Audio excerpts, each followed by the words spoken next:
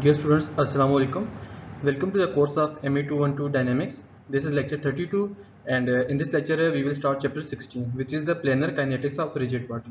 So since this chapter is based on the kinetics of rigid body, so in this chapter we will study the forces that will cause the motion, or the agent that cause the motion, or the main task that we are dealing in this chapter. Now, what are the chapter objectives? The chapter objectives is introduce the methods to determine the mass moment of inertia of a body. Second objective is to develop the planar kinetic equation for a symmetric body. So in this chapter, we will develop the kinetic equation for the symmetric body, which is undergoing through a planar motion. And the third objective is discuss the application of the equations like the planar kinetic equation to the bodies that undergo translation as well as rotation about fixed axis. So these are the chapter objectives that we will cover in this chapter. Now the first topic is mass moment of inertia. Now the first thing is inertia. What is inertia? Basically inertia is the resistance of an object to change its state of motion. What is inertia? It is resistance of an object to change its state of motion. Now how can an object change state of a motion? So basically when we are dealing with the translation motion, so in the translation motion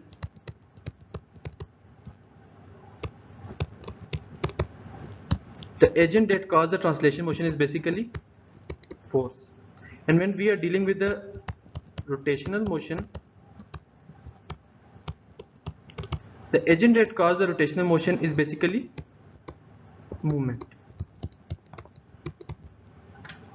So from the Newton's second law of motion, F equal to ma. So because of the force that has to be applied on the mass m, the acceleration occurs. So we can write acceleration as a equal to F over m. And from this relation, acceleration is directly proportional to force, but acceleration is inversely proportional to mass. It means that here the mass provide resistance of an object to change its state of motion, or basically the resistance offered to the translation motion is because of this mass m.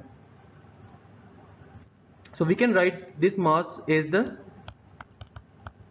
resistance to translational motion. Similarly, as we know that the moment causes the rotational motion, so for the rotational motion we can write m equal to Im times alpha. I will discuss what is Im. So here because of the since the motion is rotational motion, so here the acceleration that occur will be the rotational acceleration, which is denoted by alpha, but in the translational motion the acceleration occur is the rectilinear acceleration. So here movement is basically because of the rotational motion, the rotational acceleration will occur. So we can write the rotational acceleration as alpha equal to moment upon Im. So by comparing the above equation, these two equations, we can write that this because of this Im, the resistance has occurred to the rotational motion. So we can write this as resistance to rotational motion, and this resistance to the rotational motion is basically Im is basically your mass moment of inertia. This is your mass moment of inertia. Just have a quick review again. Have a quick review. What is inertia? Inertia is the resistance of an object to change its state of motion. This state of the motion is basically when a body is set to a motion, there is some resistance that occur to that motion. So as we know that the translation motion is because of the force and rotational motion is because of the movement. So from the Newton's second law of motion, F equal to ma. So because of the force which act on a body of mass m, the acceleration occur. So we can write acceleration as F over m. So here acceleration is directly proportional to force but inversely proportional to m. It means that by increasing the mass m, the acceleration will decrease. It means that because this m is basically providing resistance to a body, or providing resistance to the state of the motion of a body. Similarly, as the rotational motion is occurred because of the movement, so we can write m equal to im time alpha, where alpha equal to m over im. So here again, by comparing this equation with the rectilinear acceleration equation, we can say that alpha is inversely proportional to im, or in other words, alpha im is basically the resistance to the rotational motion of a body.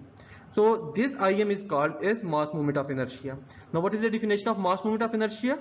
It is basically it is the resistance to the rotational motion of a body. This is called as mass moment of inertia. The mass moment of inertia can also be defined as the integral of the second moment about an axis of all the element of mass dm.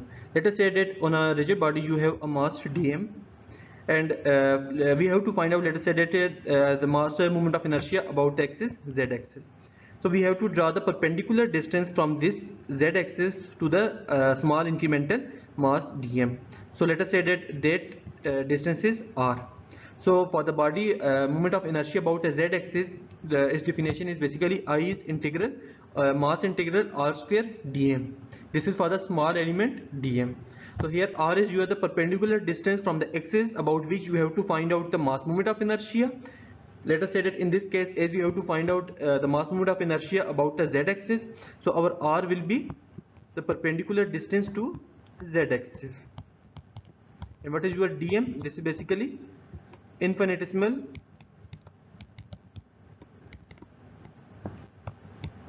small element mass.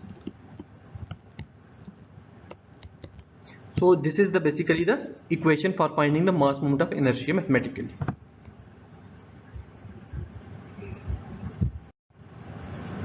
Generally, when we study the planar kinetics, so the axis about which we have to find out the mass moment of inertia, that axis is normally passing through the mass center G, and this is for the planar kinetics.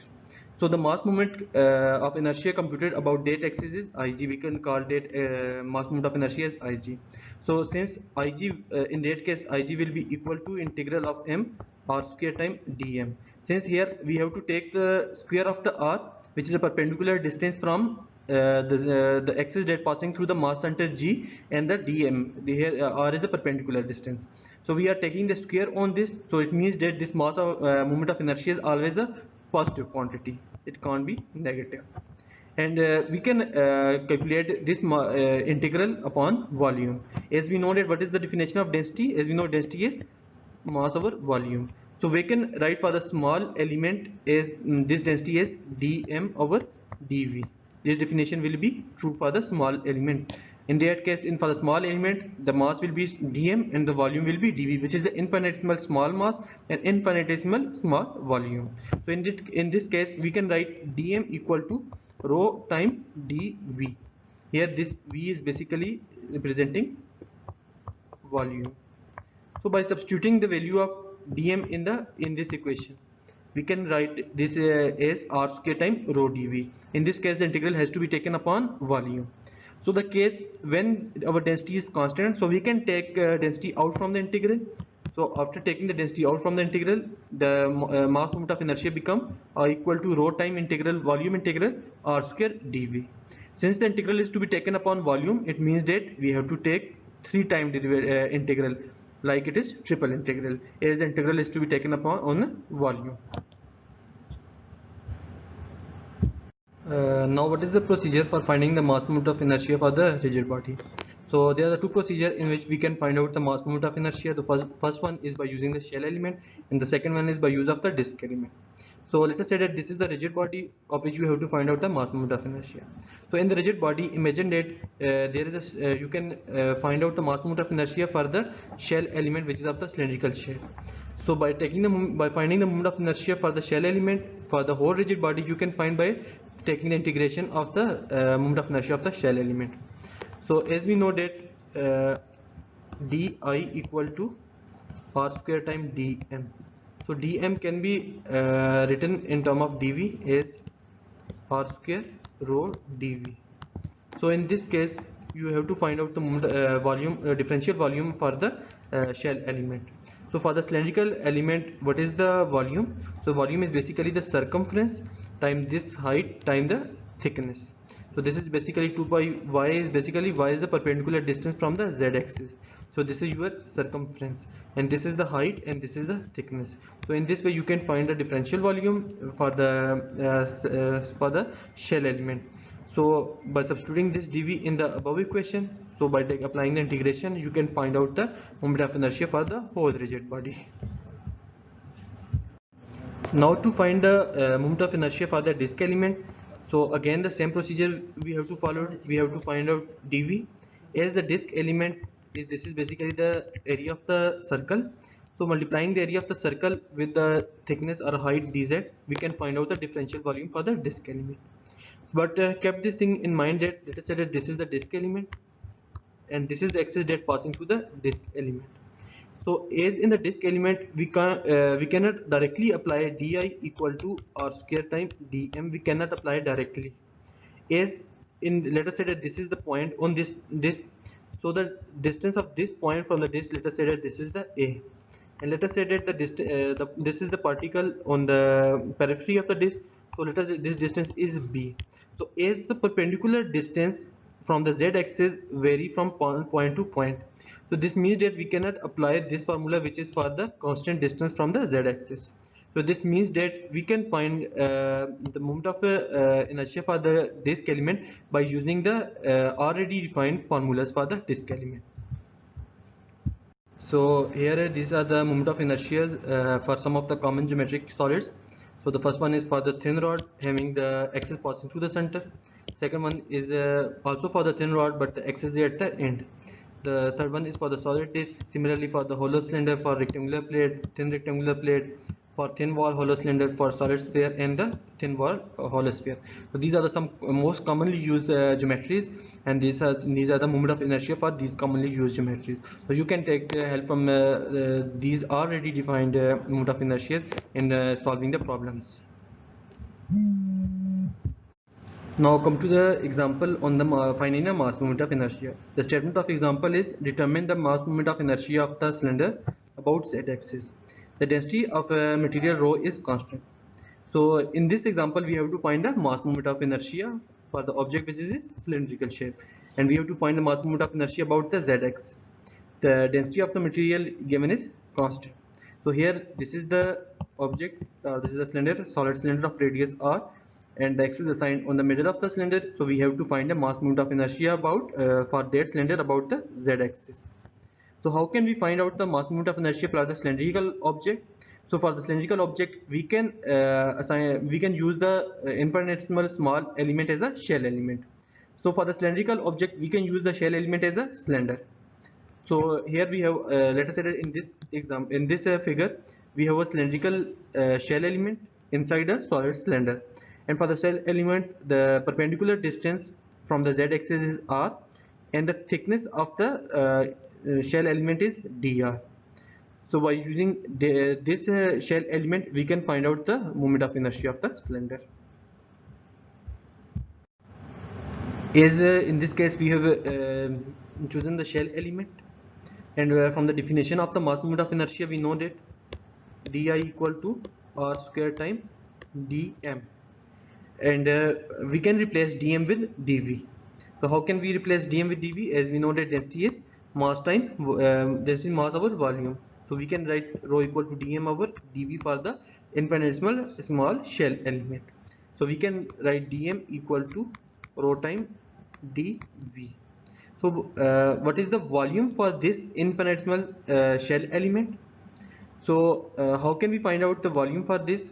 So the volume for this will be equal to 2 pi r, which is the circumference, time height h time dr, which is the thickness. And how can we find out this volume? As we know that for a rectangular shape of thickness, let us say that this is the thickness dr, this is the height h, and this one is the length. So for this rectangular element, how can you find out the volume? So volume will be h time l time thickness, which is dr. So let us say that in this case you have an infinitesimal shell element of thickness, small thickness dr. So you can open this shell element, and when you open this shell element, it will become like this. And what will be the length L? This length will be basically the circumference of this shell element. And what is the circumference for this shell element? This is basically 2 pi r. So in this case you will get the value of dV for the shell element of the cylindrical shell. So the dV value that dV equation that we tried in the previous slide was equal to dV equal to 2 pi r h dr. This is for the shell element that is used in this study. So also the definition of di was equal to r square df. So by taking integral on both sides, I equal to integration mass integral r square df. So we can replace dm with dv. So how can we replace dm with dv? By using the definition of density. So density equal to dm over dv. So here dm equal to rho time dv. So by substituting rho time dv in place of dm, we get I equal to integration r square rho dv. And now our integral will be on volume. So by substituting the value of dv, this value of dv in this equation, we get I equal to integration r square rho. What is the value of dv? 2 pi r h dr. So in this equation, our h is constant, which is the height of solid cylinder. Also 2 pi is constant, rho is constant given in the question. The only variable that left is basically r. So we can write this as r I equal to, by taking constant out from the integral, 2 pi rho h integration of r cube dr. As the integral is to be taken on the r, so how the value of r is basically changing? The value of r is changing from 0 to the capital R. So here we have to take in 0 integral to capital R, which is the radius of solid cylinder. And as we know that the integral of x power n d of x equal to x power n plus 1 over n plus 1. So by using the definition of integral, we get I equal to 2 pi rho h r4 over 4 with integral from 0 to r and to 1 to the 4. So this will be equal to pi by 2 times rho h r power 4. So this is the mass moment of inertia for the solid cylinder. And in this cylinder, the infinitesimal element we use is the shell element. So in this way you can find the mass moment of inertia. Now this is the second example on which you have to find the mass moment of inertia. And in this example we will use the disk element for finding the mass moment of inertia. So the statement of the example is the volume shown with the density equal to 5 slug per feet cube. So here the density is 5 slug per feet cube, and the unit is given basically English unit. So in English system, the mass is measured in slug and the volume in inch cube or feet cube. So the mass, we have to find the mass moment of inertia of this body about y-axis. So in this case we have to find the mass moment of inertia about y-axis. So how can we find the mass moment of inertia about y-axis for this body?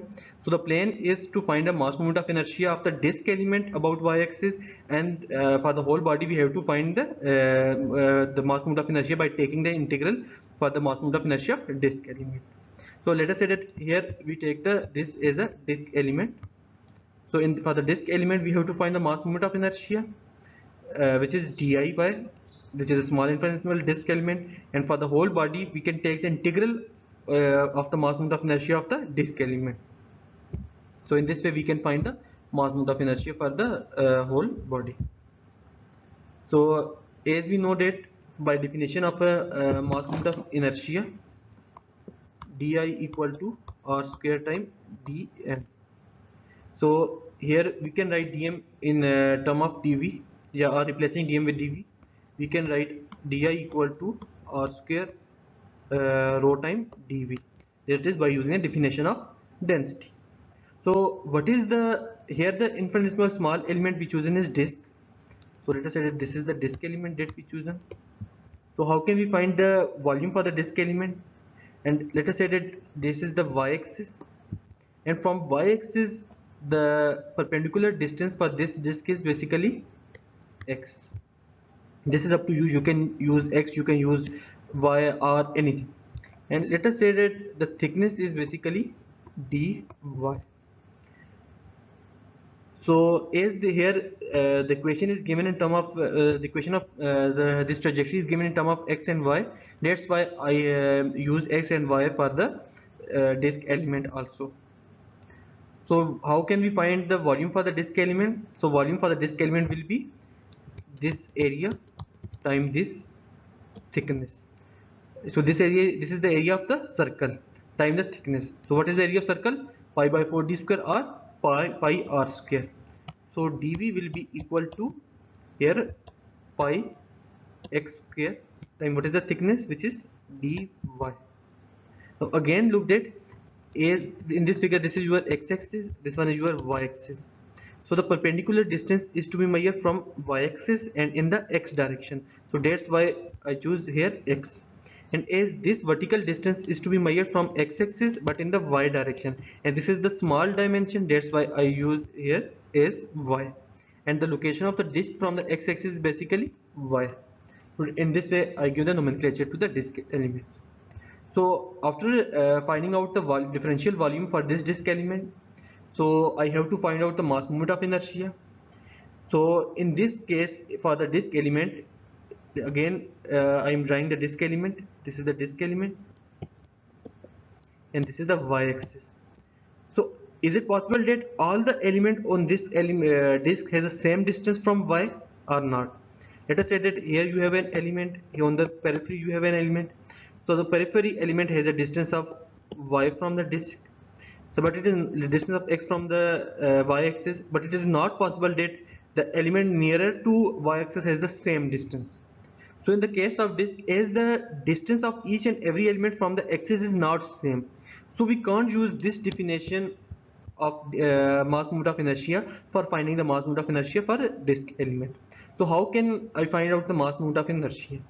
So already it is given that for the solid disk element the mass moment of inertia is I is equal to half mr square. It is given.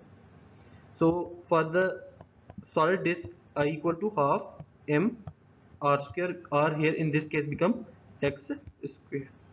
So for the differential disk we have to take the differential di, which will be equal to half time x radius, which is the radius of the disk, which does not change. So x square is a constant, but the mass will become dm. So we have to change dm with dv in this equation. So di will be equal to half x square rho dv. So I have to place the value of dv in this equation. So in the previous slide, the last equation that I derived was di equal to 1 by 2 times x square rho dv. Here basically x is your radius from the perpendicular distance from the y-axis. So in this case, in this equation, we have to place the value of dv. So the value of dv was equal to pi x square times dy. This is basically area of the circle times the thickness of the disk. So the above equation become di equal to 1 by 2 times x square rho pi x square dy. So by taking the integral on both sides, here I about y, this become equal to, here in this case the pi is constant, the density is constant, which is given as 5 slug per feet cube.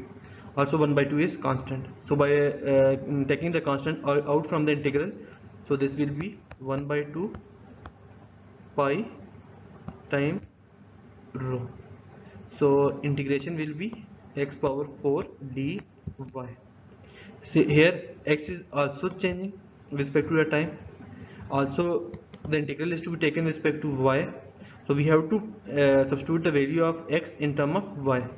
So here in the question it was given that x is basically a function of y, and that was x equal to y square. For this equation it was given in the question that this is basically y square equal to x. So by substituting the value of x equal to y square in this equation, so this will be iy equal to 1 by 2 pi rho, here y power 8 dy. Now by taking the integral 1 by 2 pi rho y power 9 over 9, this is I u y. So how and we are taking the integral from 0 to the from 0 to 1 feet, distance from the y which is 1 feet. So we are taking from 0 to 1, from this is 1. So by substituting the value 1 by 2 pi rho, and this will be 1 power 9 by 9. So this will be equal to pi by 18 times 5, which will be equal to 0.873, and the units are given is slug per feet cube. For the density, this means that the unit is English units. In the English units, the units for IY will be slug dot feet square. So in this way you can use the moment of inertia by using the disk element. Now there may be a case that when you have to find the mass moment of inertia of a rigid body about an axis that is not passing through the mass center of a body. So in that case, that axis about which you have to find the mass moment of inertia may be on the body or may not be on the body, but the condition is that that axis does not pass through the mass center of the body. So in that case, you can find the mass moment of inertia by applying the parallel axis theorem. So how can we derive the parallel axis theorem? Let us say that you have a rigid body of any shape. Let us say this is the rigid body, and this is the G point, which is the mass center of this rigid body, and this is the z-axis. Let us say that this is the z-axis about which you have to find the mass moment of inertia for this rigid body, and this is z-axis. This one is your let us say that this is your x-axis, and this one is your y-axis. So first step is that you have to draw the parallel axis, to draw the axis parallel to this z-axis on the centroid. So on the centroid, let us say that this one is your z prime axis, this one is x prime axis, and this one is your y prime axis. At a constant distance, let us say of the distance between these two axes is d-axis, and this distance is basically constant. It does not change. The first step is you have to draw the axis parallel to the axis about which you have to find the mass moment of inertia on the centroid. So after this, let us say that you have a point P on the rigid body, and the mass for this point P is small dm. This is the infinitesimal small element on this rigid body. Let us say that this is the small infinitesimal rigid element on this rigid body, and I am representing it by a rectangle here. So what is the position of this particle or this element P from the z-axis? So let us say that the position of this element P from the z-axis is r, or let us say the position vector r. Now what is the position of this element P from the centroidal axis, from the z dash axis? So let us say that this one is r dash, and from the centroidal axis we can basically resolve this r dash in term of x prime and in term of y prime, which is the distance, which is the x prime is the position of this element P from the y prime axis, and y prime is the position of this element P from the x prime axis. So here it become the basically a triangle, and triangle in this way, this one is your r, this one is your d, this one is r prime, this one is y prime, and this one is x prime. So this is the figure that you got. So in this figure we can apply the Pythagoras theorem. So how can we apply the Pythagoras theorem? So basically in the Pythagoras theorem we have hypotenuse square equal to base square plus perpendicular square. So here our hypotenuse is basically r, so r square equal to what is base? Base is d plus x prime square. What is perpendicular? Perpendicular is basically y prime, so it become y prime square. So by definition of a mass moment of inertia, we have di equal to r square dm, and in the previous slide we find out that r square equal to d plus x prime square plus y prime square. So by substituting the value of r square in the above equation, so di will be equal to d plus x prime whole square plus y prime whole square time dm, and this is the moment of inertia for the small element which was p. So how can we find out the mass moment of inertia of the whole rigid body about the z-axis? So by taking the integration. So by taking the mass integration, so I can be find out as integration of m. Here we can d plus x prime whole square is basically can be written as a plus b whole square, and this will be equal to a square plus b square plus 2ab plus y prime square time dm. So here I can combine x prime and y prime together. So the above integral expression will be x prime square plus y prime square dm plus integral 2d x prime dm plus integral d square dm. As the distance between the two axes is d, which is a constant, so here in this expression we can treat d square as a constant. Also in this expression we can treat 2d as a constant. So by taking the constant out from the integration, the above expression will be x prime square plus y prime square dm plus 2d integration of m x prime dm plus d square integration of m dm. Now what is x prime plus y prime square? Here in this case this was your r prime, then this distance is basically y prime, and this is x prime. So x prime square plus y prime square, this is x prime square plus y prime square, and it can be equal to r prime square by Pythagoras theorem. So I can substitute x prime plus y prime square as r prime square dm plus 2d integration of m x prime dm plus d square integration of m dm. So the last equation that in the previous slide I derived was I equal to integration of m r prime square dm plus 2d integration of m x prime dm plus d square integration of m dm. Now what is the first term in this equation? The first term is basically r prime square dm.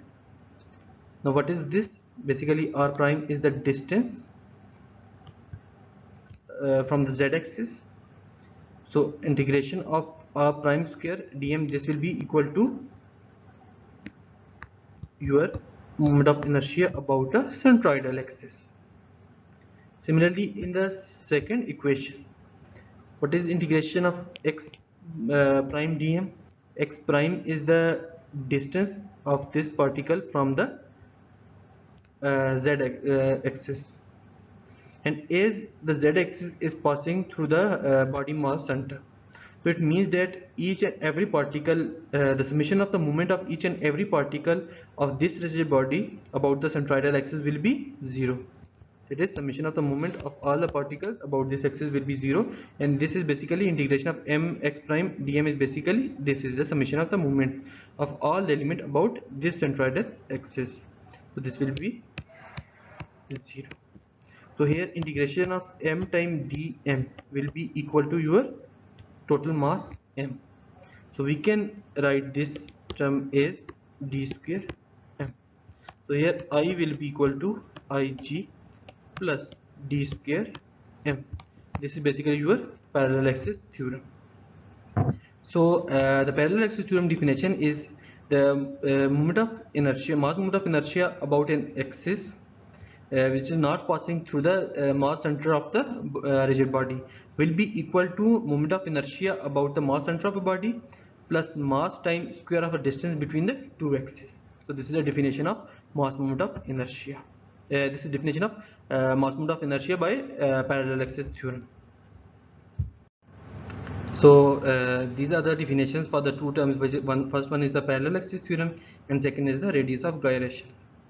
So the parallel axis theorem, the moment of inertia about an axis that is not passing through the mass center of the rigid body, the moment of inertia about that axis can be found out by taking the moment of inertia about the centroidal axis, which is this one Ig, plus product of mass times the square of distance between the two axes. So this is the basically the definition of parallel axis theorem. Now what is the radius of gyration? So when you have to find the moment of inertia about the specified axis, so the moment of inertia about the specified axis can be expressed in terms of the radius of gyration. So in this case, as we know that moment of inertia equal to m r square. So here all will be replaced with k. So k is basically called the radius of gyration. So k will be equal to I of square root of I over m. So in the radius of gyration is simply the moment of inertia about the specified axis. So in this way you can define the parallel axis theorem and the radius of gyration. Now the composite body. So how can we find out the moment of inertia for the composite bodies?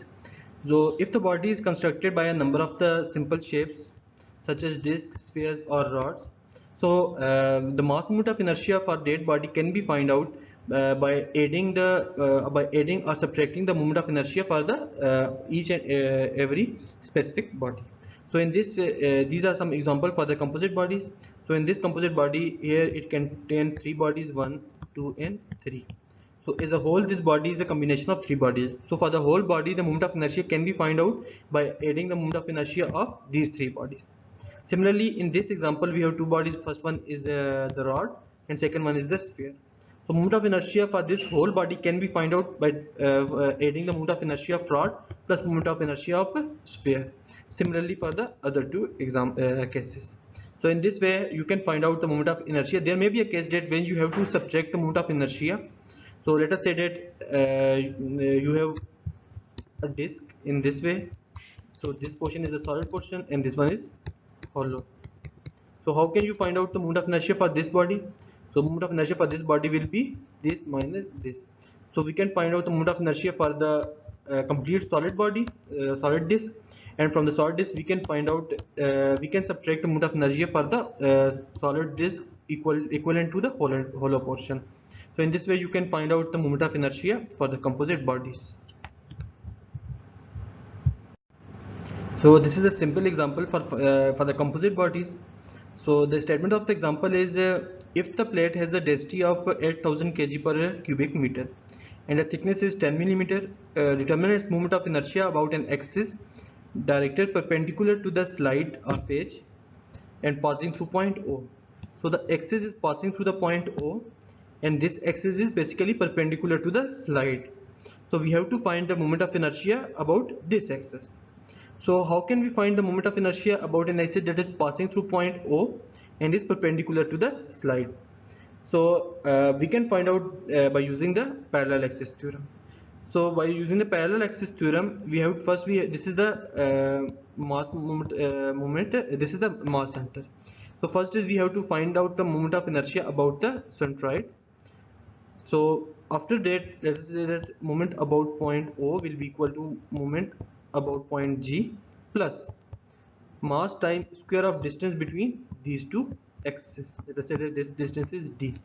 So mass times d square. So in this way you can find out the moment of inertia. But here also this is the solid portion and this one is the hollow portion.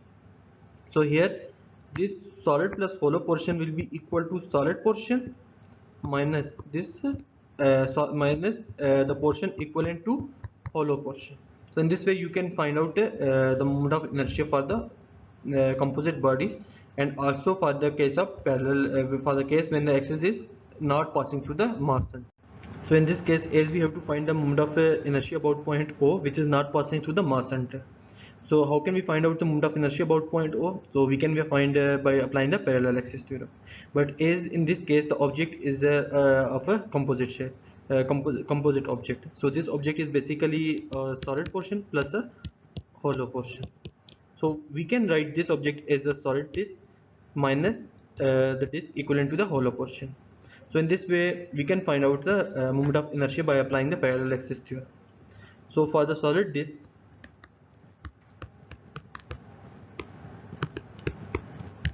when we apply the moment of inertia about point O, so for the disk, the moment of inertia about point O, let us say this is the point O. So this will be equal to moment of inertia about the axis that is passing through the centroid plus mass time square of the distance between the two axes. So let us say that this distance between the centroid, mass center and the point O is d. So for the solid disk, as we know that the moment of inertia about the centroidal axis will be half mr square. So we can write above expression id not equal to half md, which is the mass of the solid disk, time rd square, which is the square of the radius of the solid disk, plus md time d square. So in this expression, all are known except md, which is the mass of the solid disk. So in the expression, in the question statement, we are given with density which was 8000 kg per cubic meter. So from the density we can find out the mass. So we know that density is equal to mass over volume. So md will be density of the solid disk over volume of the solid disk. So in the this will be multiply with volume of the solid disk. Let us say that this is the disk. So this is the area of the circle times this thickness t. This one is a. So area of the circle times thickness will be equal to volume of the disk. So volume of the disk will be equal to pi r square time t. So Vd equal to pi time r is 250 millimeter, which is equivalent to 0.25 meter square, time thickness given in the question is 10 millimeter, so it will be equal to 0.01 square. So this is your volume. So md will be mass of the disk will be equal to 8000, which is density, time pi time 0.25 square time 0.01. Sorry, this is not square, which is equal to 15.71 kg.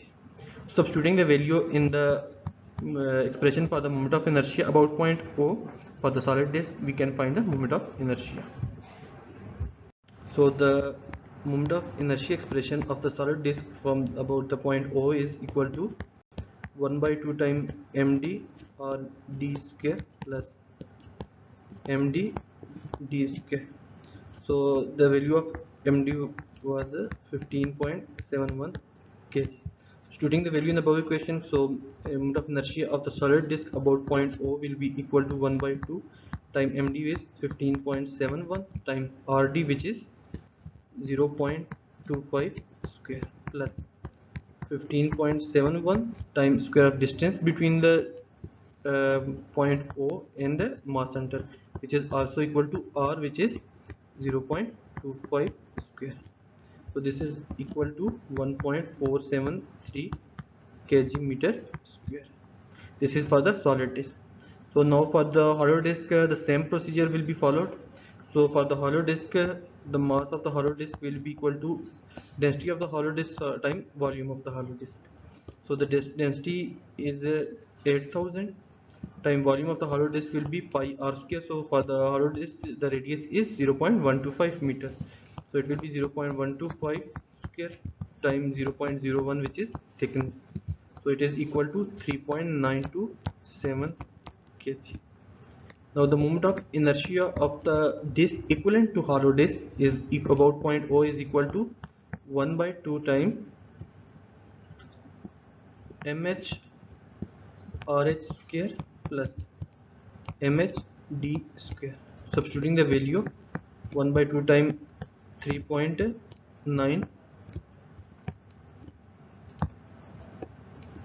3.927 times 0.125 square, which is the radius, plus 3.927 times 0.25 square, which is the distance.